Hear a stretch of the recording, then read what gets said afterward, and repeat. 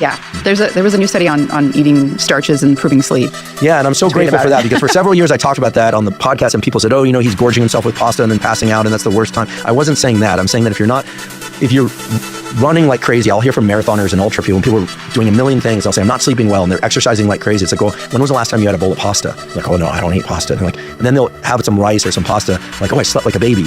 And they were having it at lunch. Yeah. And I just think that the brain doesn't shut down well when you have high levels of cortisol. And the cortisol starch thing is an interesting one. I'm so glad you brought this up because I think this is something I did want to talk about really, and it has to do with stop eating 3 hours before bed for that very reason.